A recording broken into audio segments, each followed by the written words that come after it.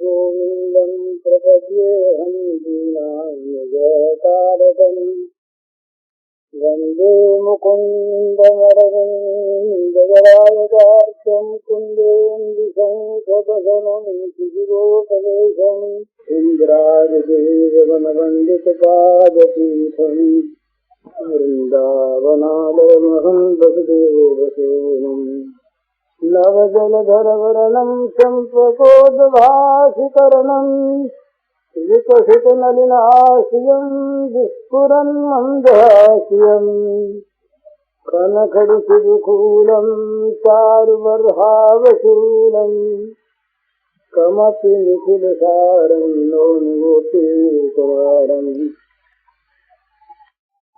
वंशीविभूषितकरान्नवनीराभात् पीताम्बराधरुणबिम्बफलाधरोस्तात् पूर्णेन्दुसुन्दरमुखादरविन्दनेत्रात् कृष्णात् परं किमपि तत्त्वमहं न जाने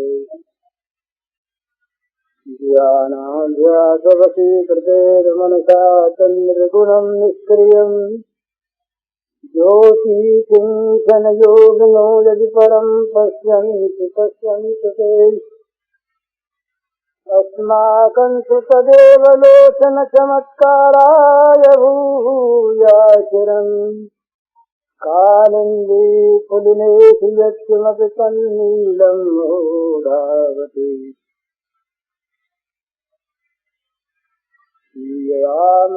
सब जगदानी करूं प्रणाम जोर जगपानी। समस्त चराचर जगत में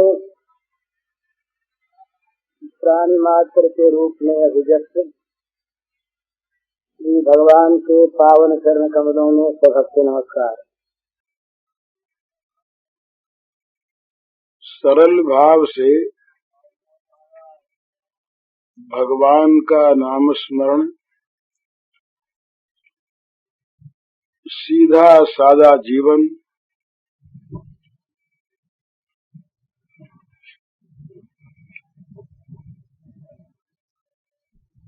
अपने में विनय का, नम्रता का भाव, दूसरों के गुण देखने की चेष्टा,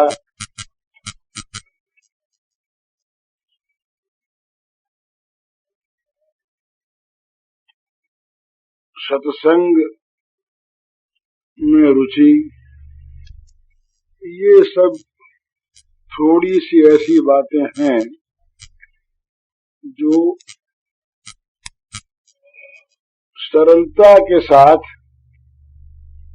बिना टेढ़े मेढ़े रास्ते के मनुष्य को भगवान की ओर ले जाती है।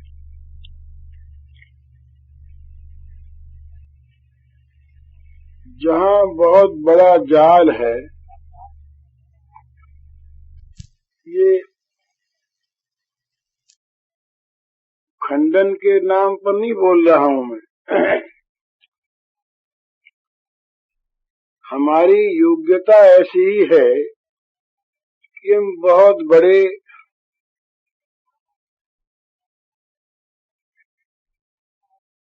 तत्व के समझने में समर्थ नहीं है, इसलिए साधारणतया बड़े जंजाल में नहीं पड़ना चाहिए। हुआ करे, कुछ भी हुआ करे और सब ठीक है। बहुत बड़ी से बड़ी, महीन से महीन, सूक्ष्म से सूक्ष्म चर्चा भगवान की सत्य है, और जो सूक्ष्म तत्व तक पहुंचते हैं उन्हें वहां अवश्य पहुंचना चाहिए। कहीं किसी का विरोध नहीं, खंडन नहीं।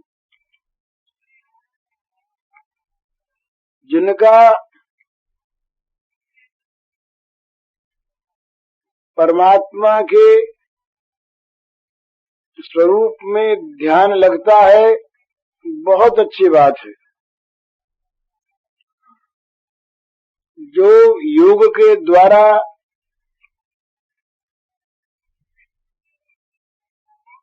सविकल्प निर्विकल्प समाधि को प्राप्त हैं, बड़ी अच्छी बात है, वे प्राप्त हों।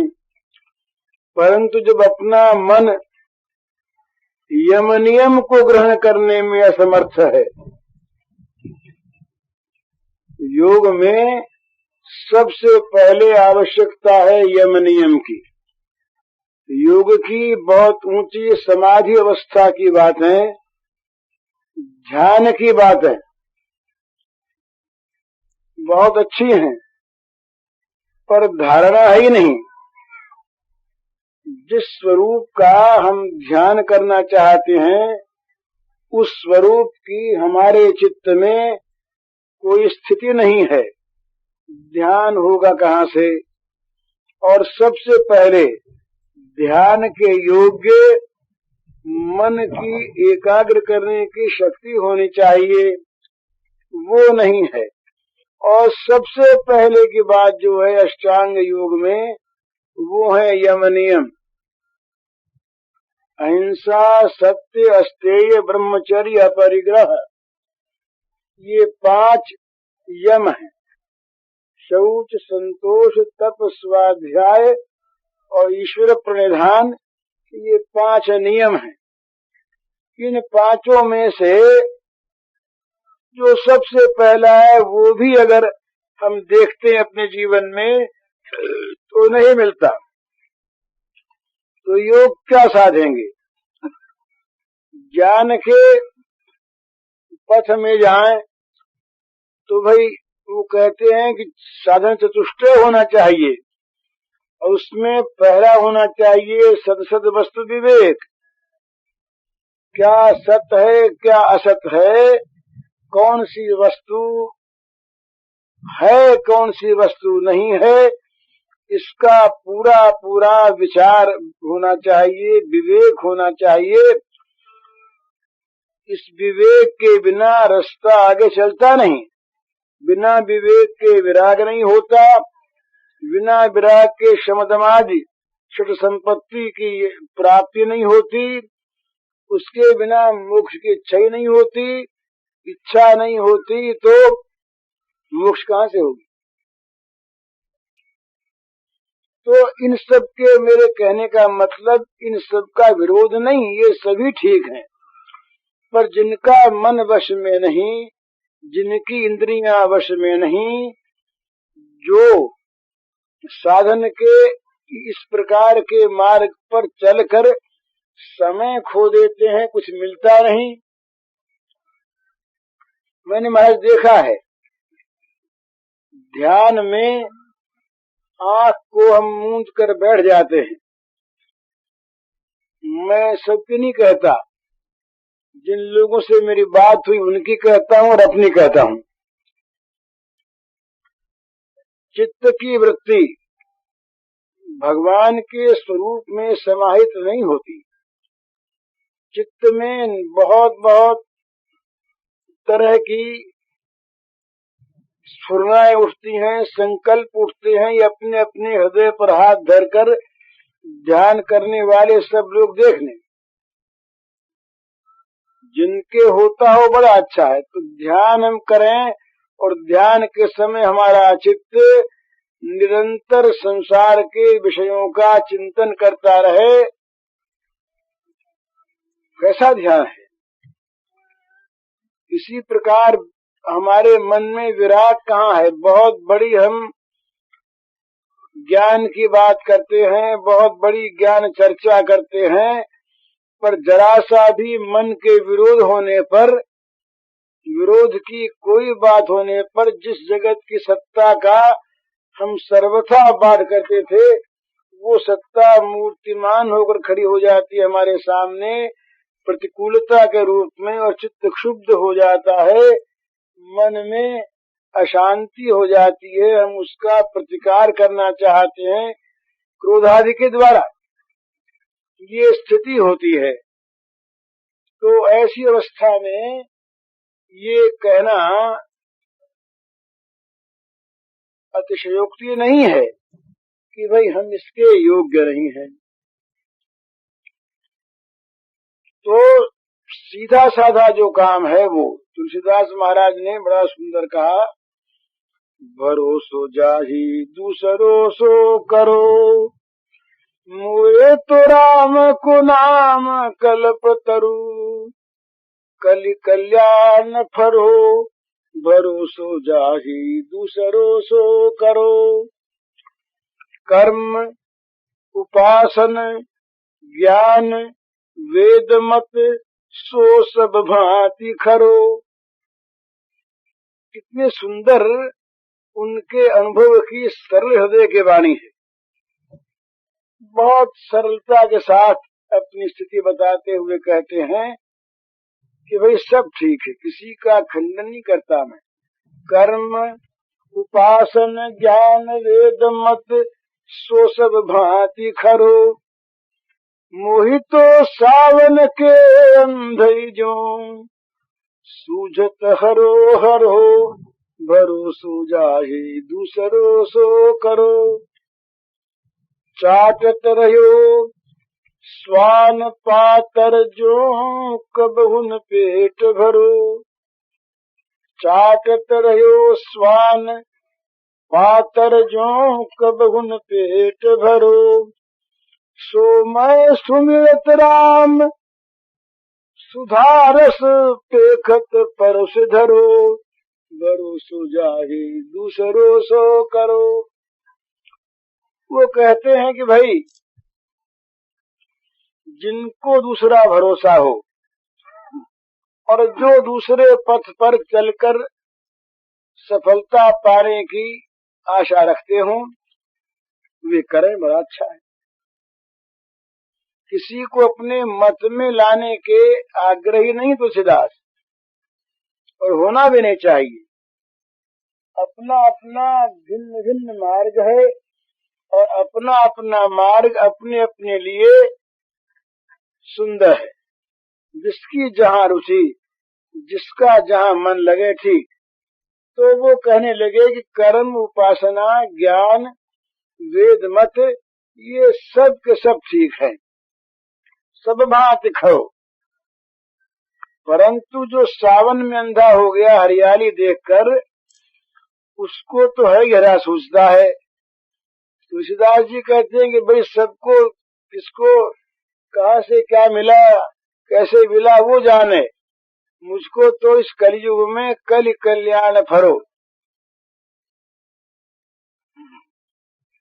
वो कहते हैं कि हमारे लिए तो जो राम नाम है बस यही कलयुग में कल्याण का फल देने वाला बन गया, तो सब ठीक। तो भाई ऐसी बात क्यों कहते हो? बोले अपनी स्थिति देखकर। जैसे कुत्ता पत्तलों को चाटता है, इस प्रकार मैं जगह जगह जन्म जन्मांतर में जूठी पत्तलों को चाटता रहा, कबहू न पेट भरो। चाटत रहो स्वान पातर जो, कबहू न पेट भरो, सो मैं सुमिरत राम सुधारस पेखत परस धरो। वही मैं जो जूठी पत्तलों को चाटता था, वो राम का स्मरण करते ही क्या हो गया कि मेरे सामने मैं देखता हूँ कि अमृत रस मोक्ष रस ये परोसा रखा है। सो मैं सुमिरत राम सुधारस पेखत परस धरो। तो ये उन संत की, तुलसीदास जी महाराज की अनुभूति है। तो इसी प्रकार से ये भगवान पर भरोसा करके भगवान का नाम लिया जाए और सुने सबकी, जितनी आवश्यक उतनी, पर मन को भटकावे नहीं। ये मन को जो हम बार बार भटकाते हैं ना, कभी ज्ञान की बात, कभी प्रेम की बात, कभी कोई और बात, मन कहीं टिकता नहीं। और मन टिकने वाला इस युग में किसी किसी का भले ही हो, सामूहिक रूप से अगर हम देखें तो आज के युग में जहाँ मन को विभ्रांत करने के, मन को भटकाने के इतने अधिक कारण मौजूद हैं। ये ऋषिकेश की तपोभूमि, आज के 20 वर्ष पहले जब हम लोग यहाँ आते थे, तब जो यहाँ तपोभूमि का तपोमय स्वरूप था वो आज बदल गया। वो यहाँ कहाँ बिजली थी, कहाँ ये मोटर बोट था, कहाँ ये बड़े बड़े मकान थे, वृक्ष थे, जंगल था, गंगा मैया यही बह रही थी।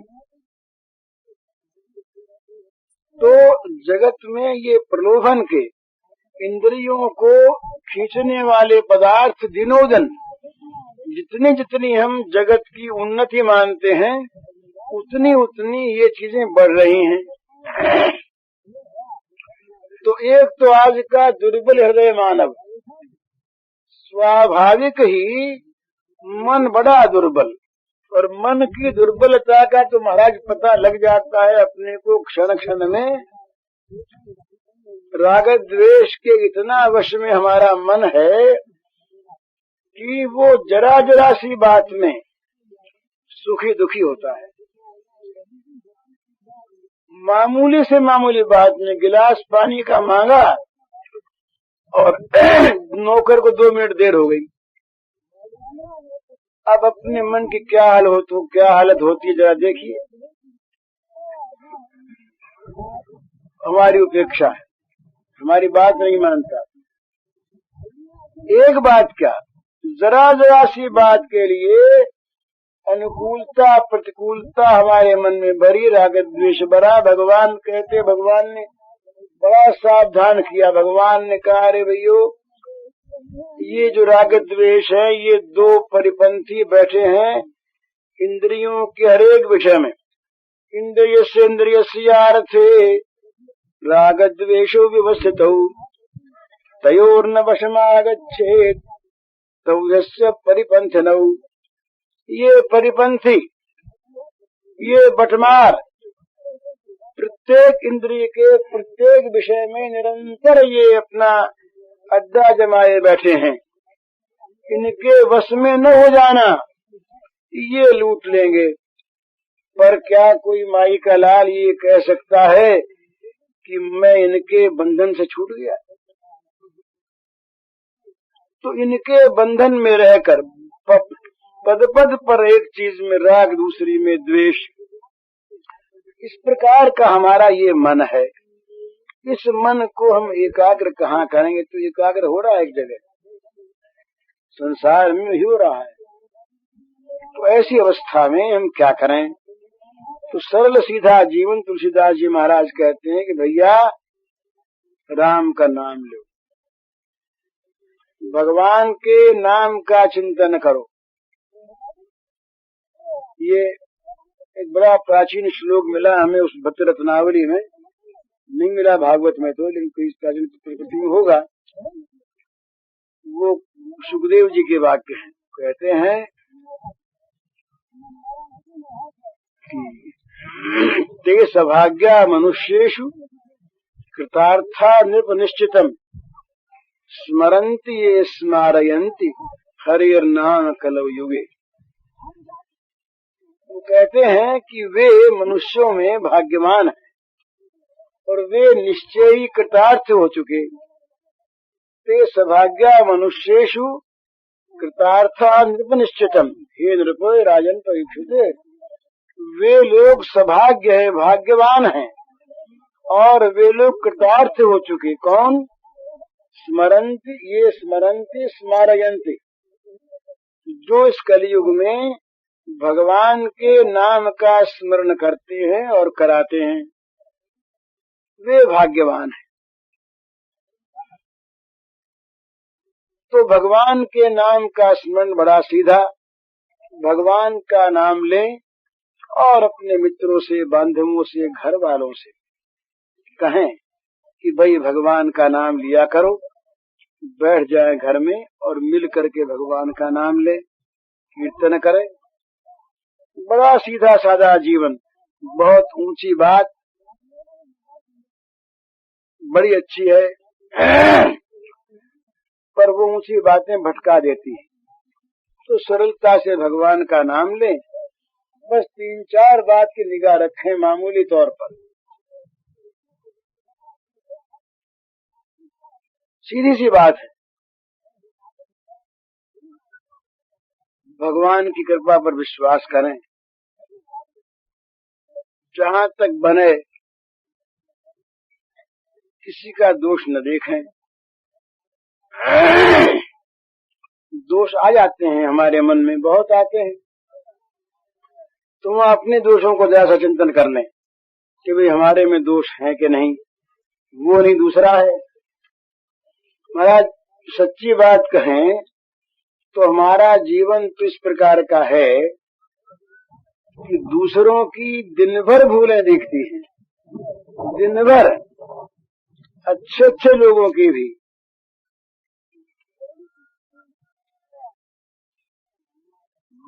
भूलें दिखती हैं, तो भूलें दिखती हैं तो भूल ग्रहण करने की तो होती नहीं, और जो बार बार दिखती हैं उनका ग्रहण जबरदस्ती होता है। जिस तरह की चीज हम देखते सुनते सूंघते हैं और उस समय जब हमारा मन साथ रहता है तो वो वस्तु हमारे मन पर अंकित हो जाती है, ये नियम है। तो जहां तक बने दूसरे का दोष न देखें, और जहां तक बने अपने से दूसरे का भला करने का ख्याल रखें। ये महाभारत में कथा आती बड़ी सुंदर। एक वृक्ष पर रात्रि का समय कबूतर बैठा हुआ था, कबूतरी, और नीचे एक व्याधा आ गया।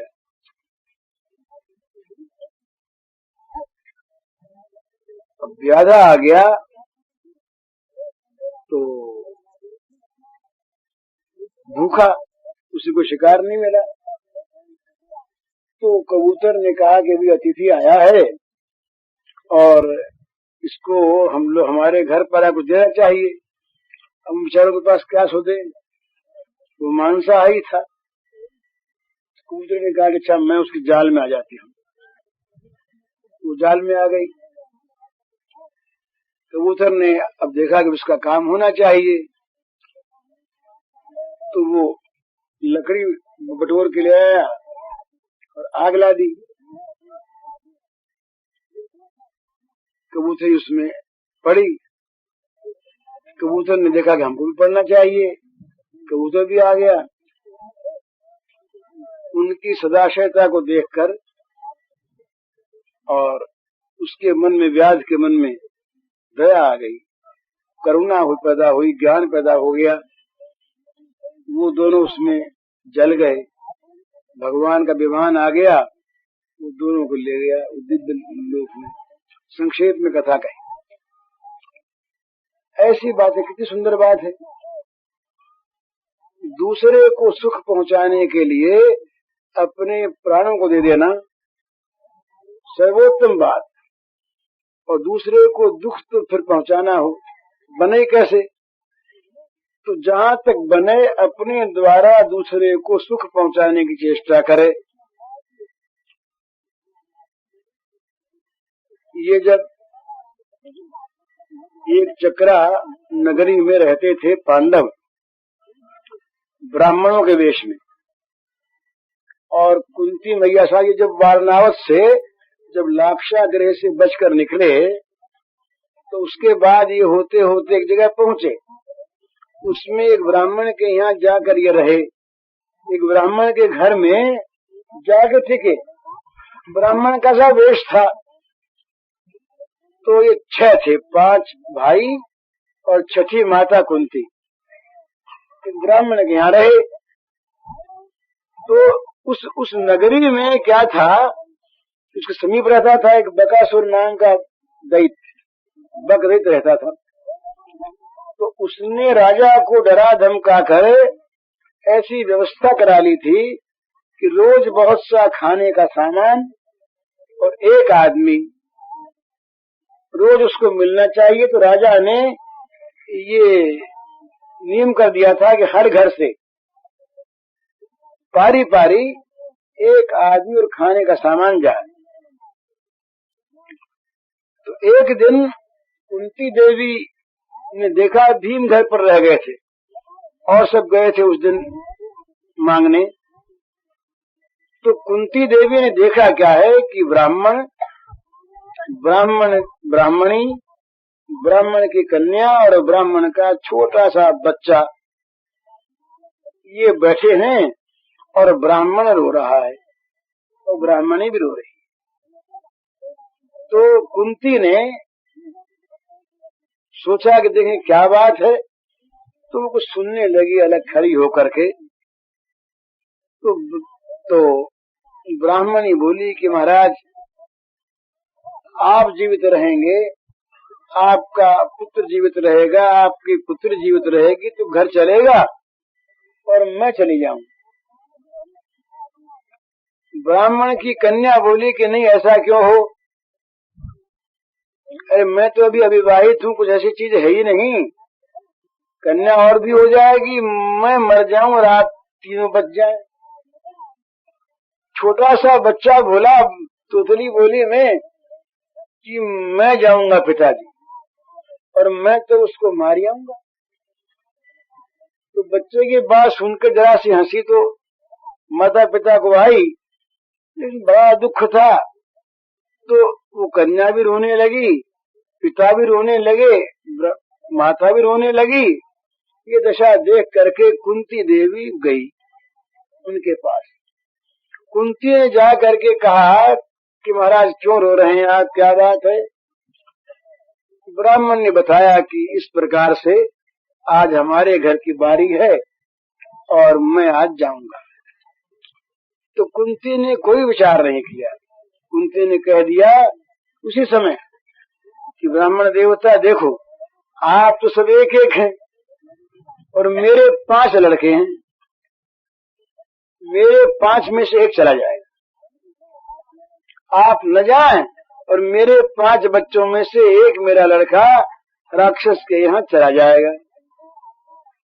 ब्राह्मण कहता है कि ये कभी हो नहीं सकता, मेरे घर में आकर आप अतिथि रूप से टिके और आज आपका लड़का मारा जाए मेरे बदले में, ब्राह्मण आप, मैं ये ब्रह्म हत्या करवाऊं, ये हो नहीं सकता। कुंती बोली नहीं नहीं। बड़ा आपस में उनके कई देर तक वार्तालाप हुआ। कुंती सिद्ध करती रही कि मेरे लड़के का जाना योग्य है, मामूली बात नहीं है।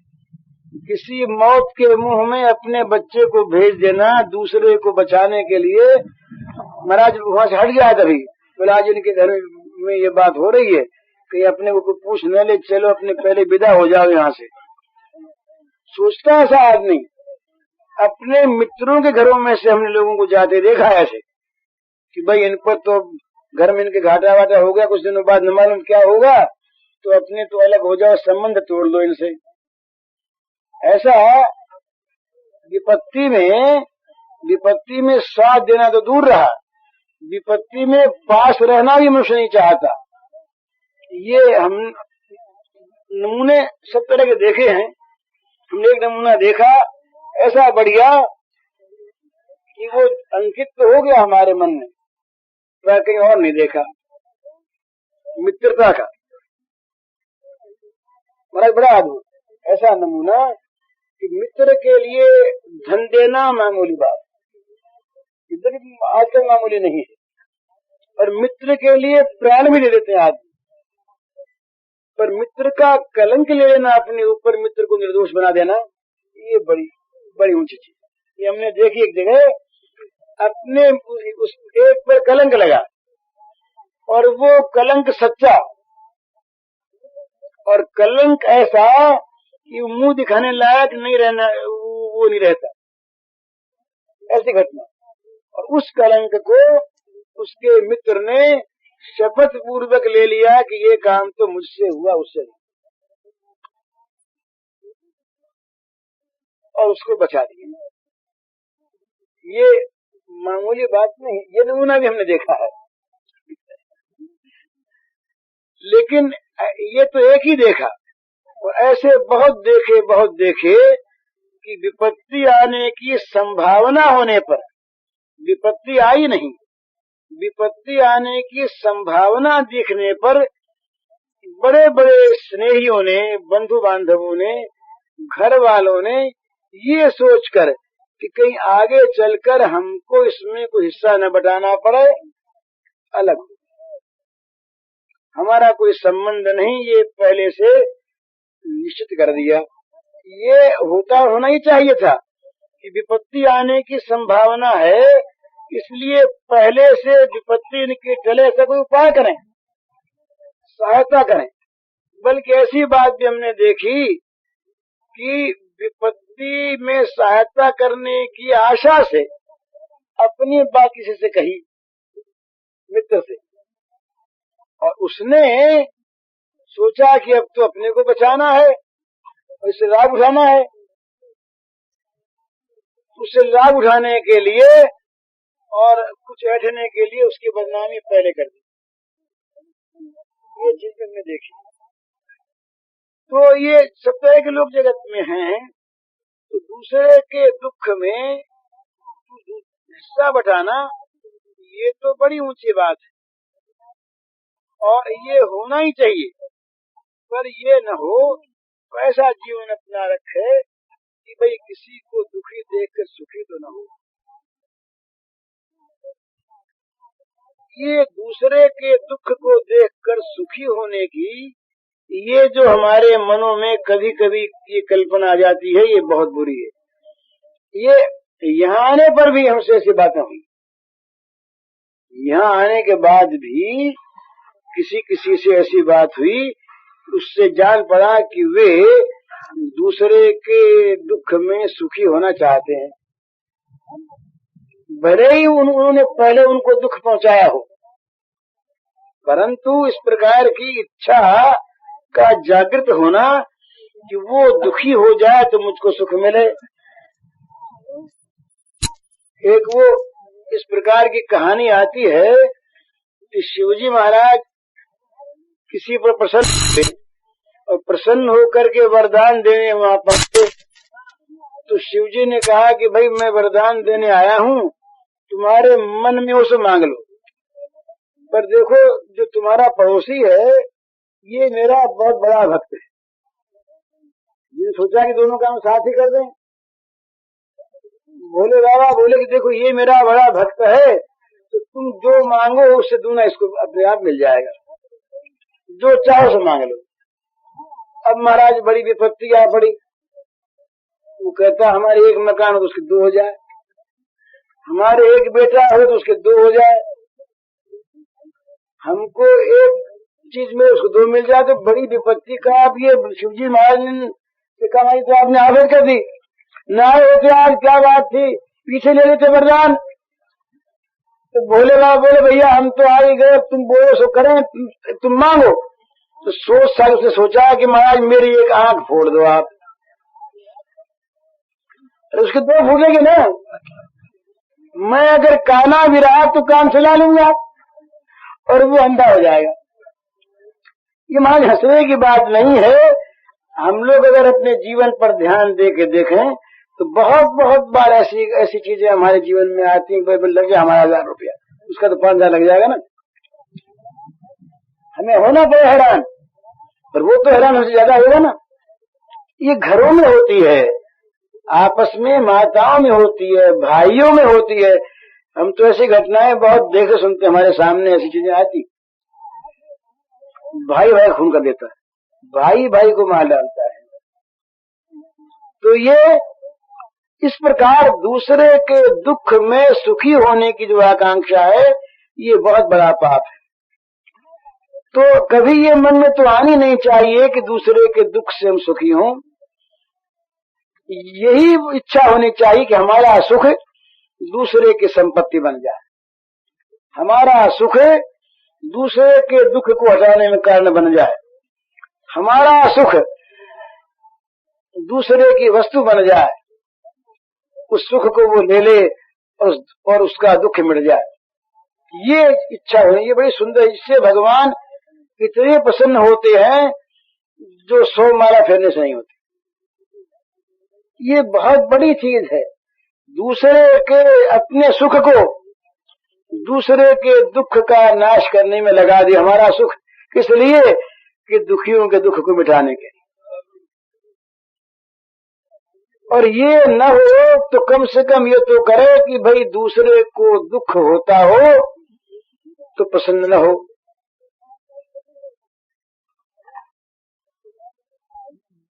उसमें दुख अपने को, पर दुख दुखी सुखी देखे पर, दूसरे के दुख में दुख हो और दूसरे के सुख में सुख हो। और ये तो निश्चय पक्का कर ले अपने मन में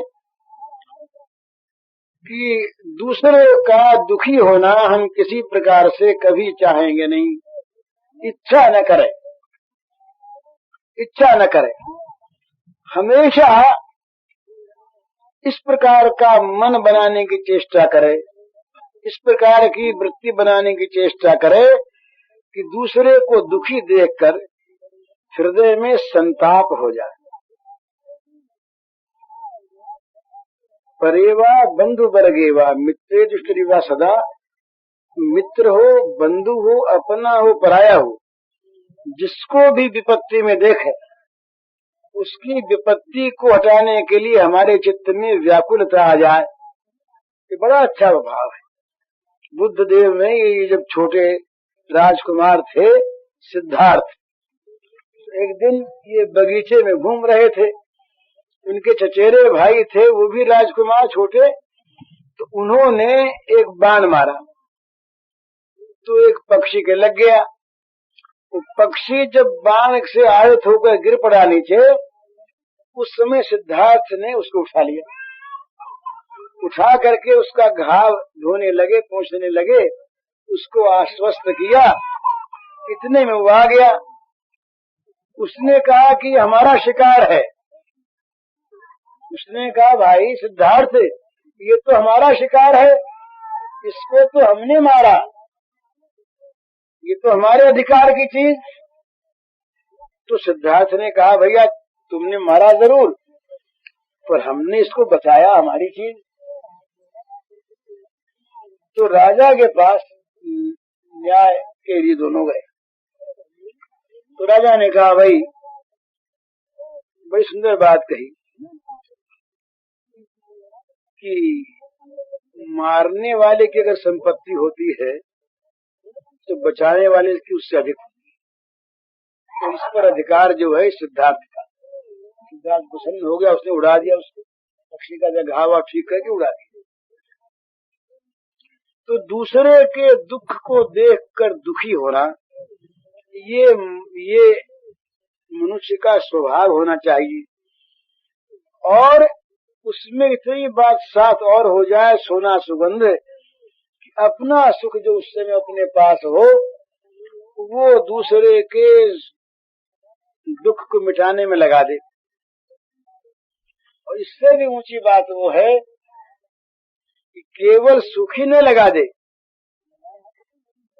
दुख मोल ले ले उसके लिए, उसके दुख को मिटाने के लिए दुख मोल ले ले। ऐसी घटनाएं हमने देखी, सब तरह के नमूने देखे हैं। दूसरे के दुख को मिटाने के लिए दुख को मोल लेते हमने देखा। कैसे? ये सबके ये करने की चीज नहीं है, इसलिए कि इसमें दूसरी बातें आ सकती हैं, और करें तो आपत्ति नहीं है। अपने मकान को बेचकर अपने मित्र का ऋण उतार, और वही मकान है। एक मित्र में विपत्ति पड़ी तो दूसरे मित्र ने ऋण लिया, ऋण लेकर के उसका ऋण चुकाया। एक जगह एक को घाटा लगा तो दूसरे उसके मित्र की स्त्री देश थी, रुपया नहीं था, वो अपना 50,000 का गहना लेकर गया देश से, ये गहना आपको लेना होगा।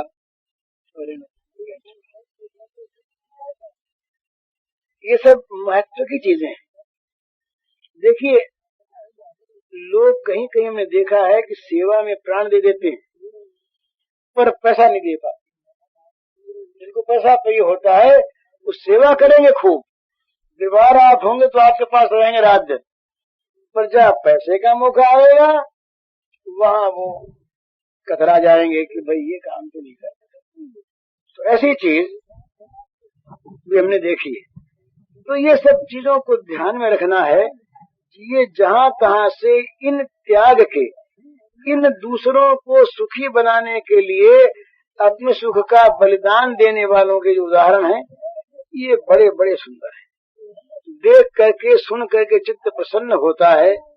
क्या कहा जाए, हमारी देवियों की बात बहुत थी पहले, ये अपने पति के लिए सब कुछ कर सकती थी, सारा दुख अपने ऊपर ले लेती थी सुखी बनाने के लिए।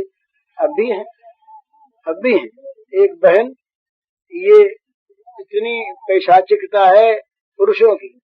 अभी 4 वर्ष पहले घटना है, पटने के पास ट्रेन में एक दुष्ट पुरुष ने अपनी स्त्री को पहले तो उसको मारा तो फिर ट्रेन में से फेंका। ये सच्ची घटना चलती ट्रेन से। अब भगवान की मर्जी ऐसी थी कि वो जहां पड़ी वहां कुछ ऐसे कोमल कोमल पौधे थे जिन पर पड़ी उसको चोट नहीं आई, वो बच गई। तो 2 एक आदमी ने देखा था इस घटना को, पुलिस में रिपोर्ट हो गई, केस चला। तो महाराज क्या कहें, उस देवी ने कोर्ट में ये बयान दिया कि मुझको हिस्टीरिया का रोग था और मैं किवाड़ खोल रही थी पानी वानी कुछ डालने के लिए, उस समय में दौरा आ गया और मैं गिर पड़ी। इनका कोई दोष नहीं। कोर्ट जानता था कि सच्चा है, वकील जानते थे कि सच्चा है, कोर्ट के पास कोई उपाय नहीं उसे दंड देने। कोर्ट ने कहा, हाकिम ने कहा, मैं जानता हूं कि ये केस सच्चा है, पर इस देवी के बयान के सामने मेरा कोई वश नहीं चलता, ये न मालूम किस स्वर्ग की देवी है। तो देखिए ना, उसको बचाने के, उसको केवल जीवन नहीं बचाया, कलंक बचाया। अब वो जो पति था, अब उसकी ये दशा हुई कि वो तो उसके चरणों में लौटे, मारने वाला सब जाता रहा, बंद हो गया। उसका हृदय इतना पलटा, उसके हृदय में इतना परिवर्तन हुआ कि वो तो उसका गुलाम हो। कहाँ मैं, जिसने इस प्रकार से मारने के लिए प्रयत्न नहीं किया, अपनी जान में मार ही तो दिया, फेंक दिया नीचे ट्रेन से, चलती ट्रेन से। उसके मन में द्वेष की तो कोई बात ही नहीं। भरे कोर्ट में वो कहती है कि मैं हिस्टीरिया से गिर पड़ी। तो इसमें एक भाव है, अपने किसी प्रकार से भी दुख को सह ले पर दूसरा हमारे लिए दुखी न हो, और हमारा सुख जाकर दूसरे को सुखी बनाना चाहें, इसी का नाम प्रेम है। ये हम जो बात करते हैं ना गोपियों की, उनमें यही चीज थी। वो श्री कृष्ण के लिए उनका सर्वस्व था, सब कुछ था। वो अपने लिए जीती नहीं, अपने लिए मरती नहीं, अपने लिए श्रृंगार करती नहीं, अपने लिए श्रृंगार छोड़ती नहीं। निजांगम पिया गोपिम समुपासत है, ये कल सुना आपने श्लोक, आदि पुराण का श्लोक है, ये अर्जुन कृष्ण का संवाद। तो भगवान ने कहा कि भाई वो जो अपने शरीर को बचाती है, अपने शरीर की जो रक्षा करती है, वो भी मेरे लिए करती है, उनका शरीर अपने लिए नहीं। तो हमारा जीवन उचित तो यह है कि ये जीवन सबके सुख के लिए हो जाए, इस सबके काम की चीज हो, जो चाहे उससे काम ले, इसका अपना काम और रहे नहीं। ये तो बड़ी ऊंची बात, अच्छी बात है। ये न हो तो कम से कम इतना तो हो कि भाई किसी को दुख हम न देना चाहिए, कोई दुखी न हो, कोई दुखी संसार में प्राणी न हो, सब लोगों के दुखों का नाश हो जाए, सब लोगों के सर्वे भवन्तु सुखिनः सर्वे सन्तु निरामया सर्वे भद्राणि पश्यन्तु मां कश्चित् दुख भाग भवेत्। ये रोज की हमारी प्रार्थना रही, ये हमारी संस्कृति में रोज की प्रार्थना है। सब सुखी हों, सब निरामय हों, सब कल्याण को प्राप्त करें, सब कल्याण देखें, किसी को दुख का हिस्सा न मिले। ये रोज की हमारी प्रार्थना। ये प्रार्थना अगर जीवन में आ जाए तो आज सब सुखी हो जाए। ये सहानुभूति मिलने लगे ना, तो सहानुभूति से दुख बहुत कुछ हल्का होता है। दुख में जो उपेक्षा मिलती है ये दुख को बहुत बढ़ा देती है, और दुख में अगर सांत्वना मिलती है, सहानुभूति मिलती है, तो दुख को हल्का कर देती है। दुखी आदमी की बात आप केवल पास बैठ के सुन लीजिए, उसके मन में आएगा कि भाई मेरी को सुनने वाला तो है।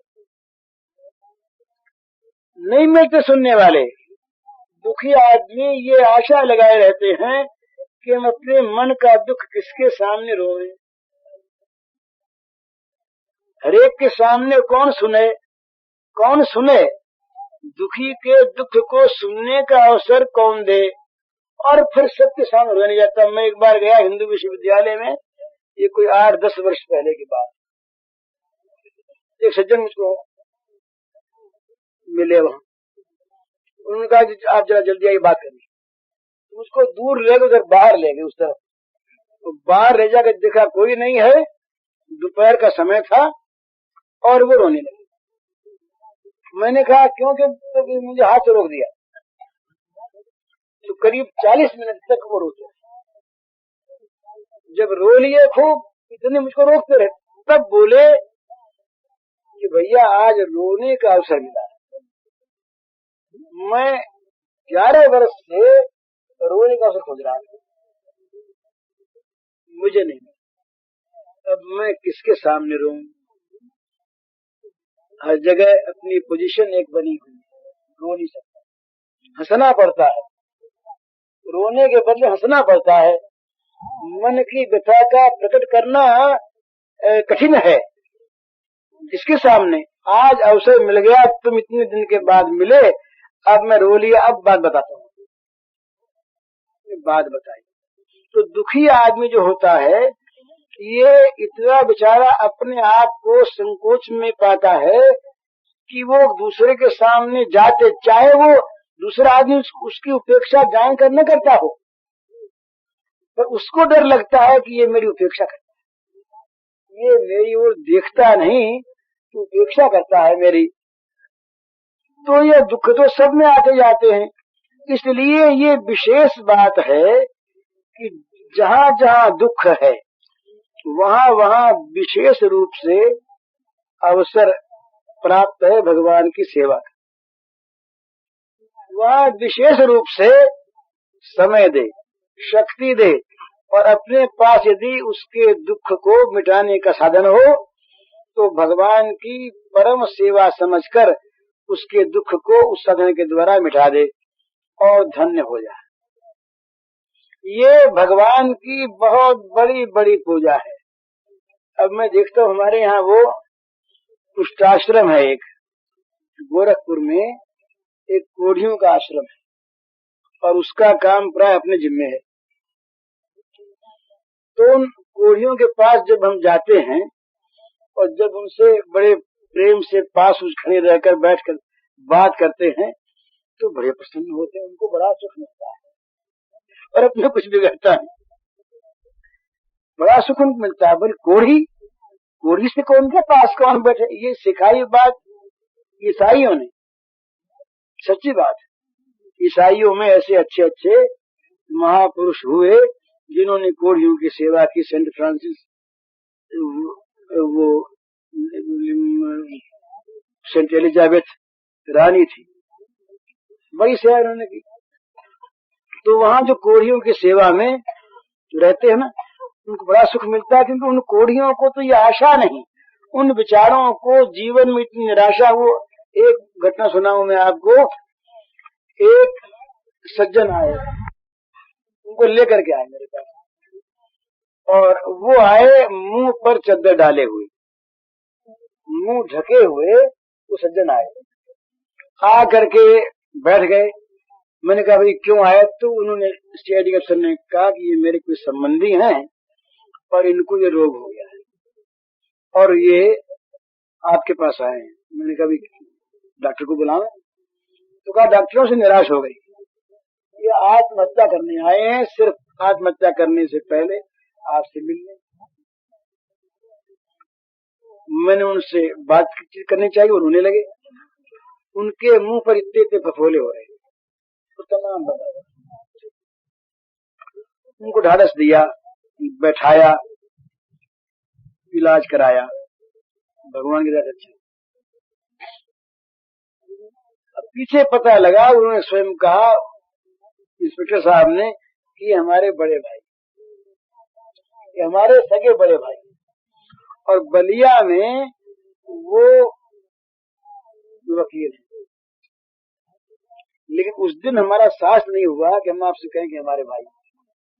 मैंने भाई को भाई समझा, और उनको हमने रखा इतने गुप्त रूप से, इसलिए कि उन्होंने कहा कि हमारी लड़की की सगाई यहाँ के कोतवाल के भाई से हुई है, तो उनको मालूम हो जाएगा कि इनको ये रोग हो गया तो सगाई छूट जाएगी।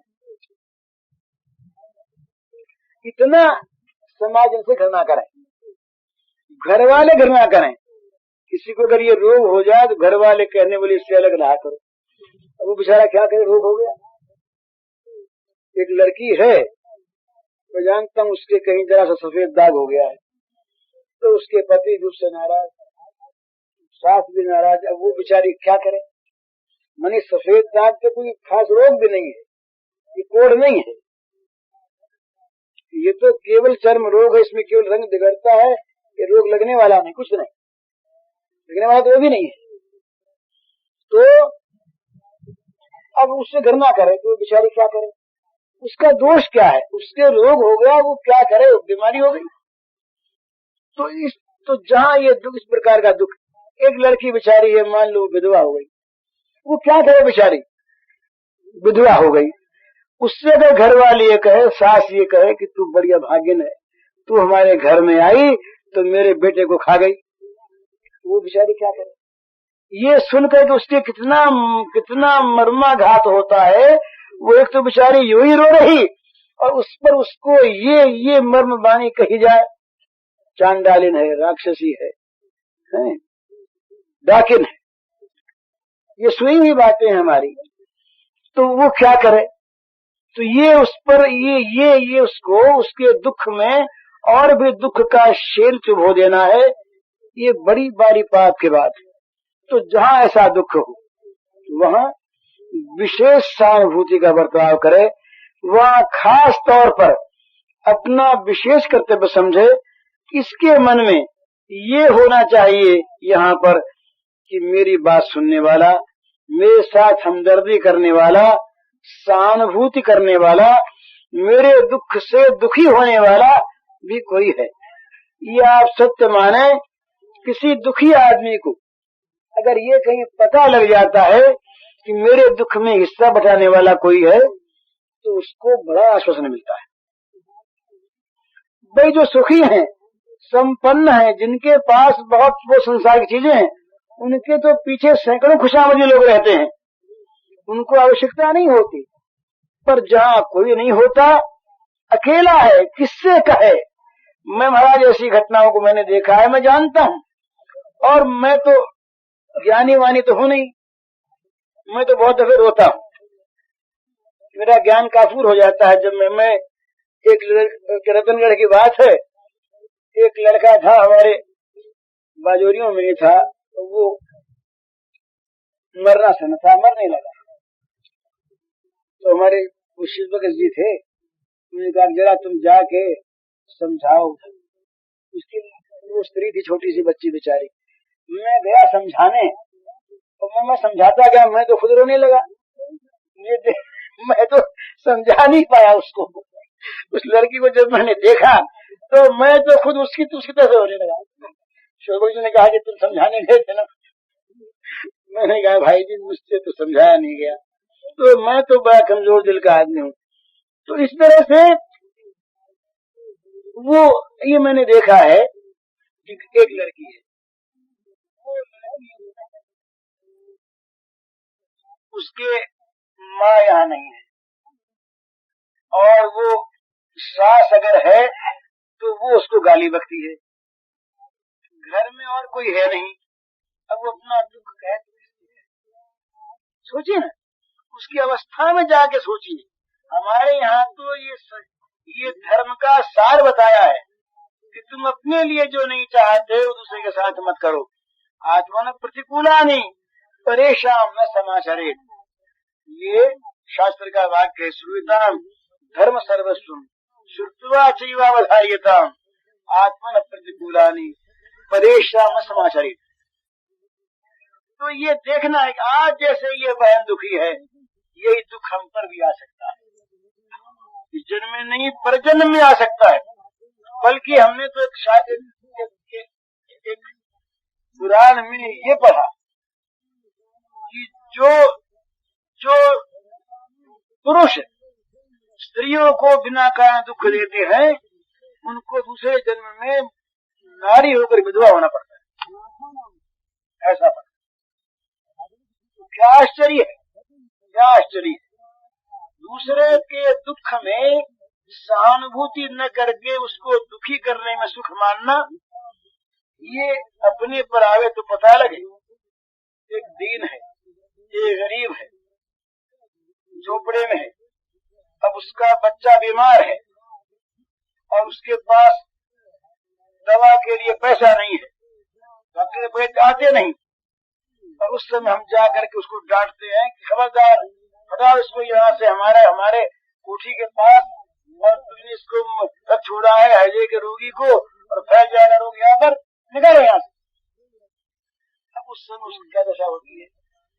वो क्या सोचता है अपने मन में कि मैं इन जैसा आदमी,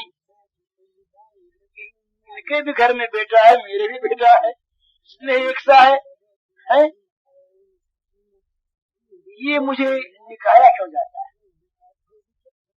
क्या इसीलिए कि ये संपन्न है और मैं संपन्न नहीं? ये आदमी और मैं आदमी नहीं, मेरे बच्चे आदमी नहीं। उसका हृदय कराहता है। उसके हृदय से जो एक दावाग्नि उठती है वो जला देती है सब। ये जो आज हम देख रहे हैं इतना विग्रह, इसका कारण ये है ये दुखियों की उपेक्षा, दुखियों के प्रति सहानुभूति का अभाव, दुखियों के साथ लापरवाही, जहाँ खास तौर पर लापरवाही नहीं, अपने सुख के लिए उनको दुखी बनाने की चेष्टा, ये हमारा समाज करता है।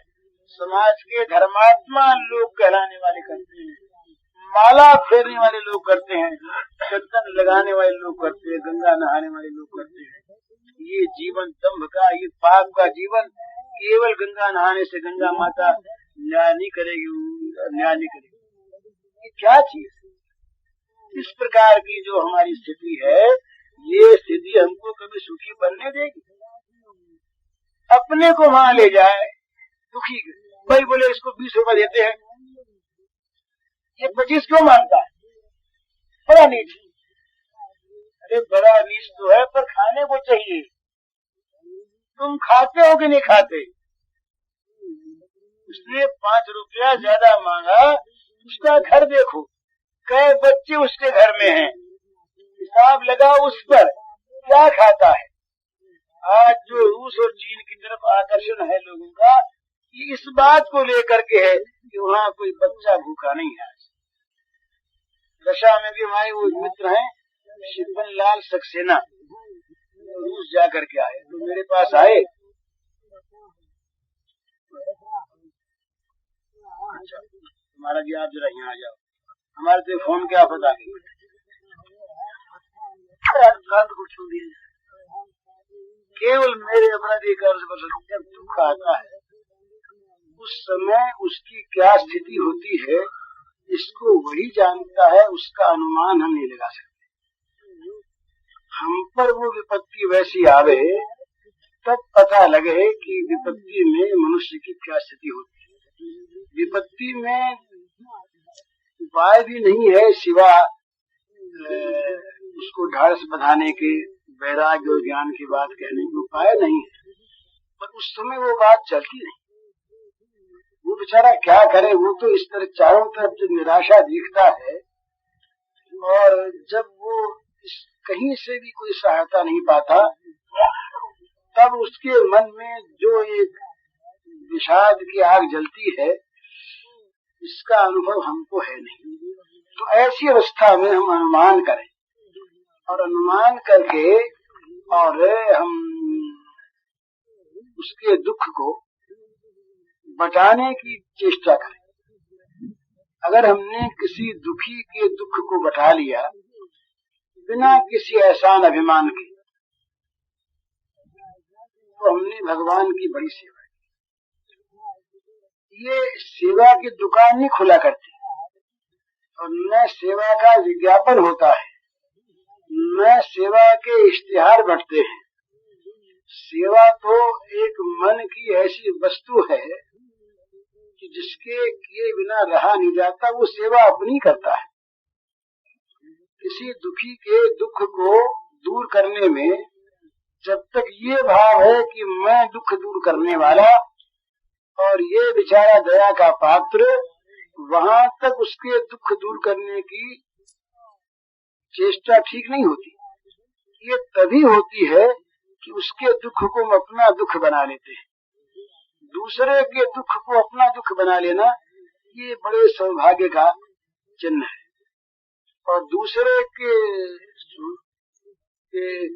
दुख को अपना सुख बनाना ये बहुत बड़े दुर्भाग्य का लक्षण है। तो ये दुर्भाग्य कभी भगवान किसी को न दे, वो दूसरे के सुख को अपना दुख बनावे या दूसरे के दुख में अपने सुख प्राप्त करे यही कि जहाँ किसी में दुख है वहाँ ये न देखे ये कौन है, ये देखने की आवश्यकता नहीं है। वहाँ तो केवल उसका दुख देखे और अपनी स्थिति देखे। अपने पास उस समय जो भी साधन है वो साधन उस दुखी के दुख को दूर करने में लगा दे, फिर चाहे उसका दुख दूर न हो, ये अपने हाथ की बात नहीं है। पर हम जैसा अपने दुख में अपने दुख को दूर करने के लिए स्वाभाविक सहज बिना किसी पर एहसान किए, बिना किसी पर अपनी कृतज्ञता का बोझ लादे, हम जैसे अपने लिए अपने दुख की मिटाने की चेष्टा करते हैं, इसी प्रकार उसके दुख में हम चेष्टा करें।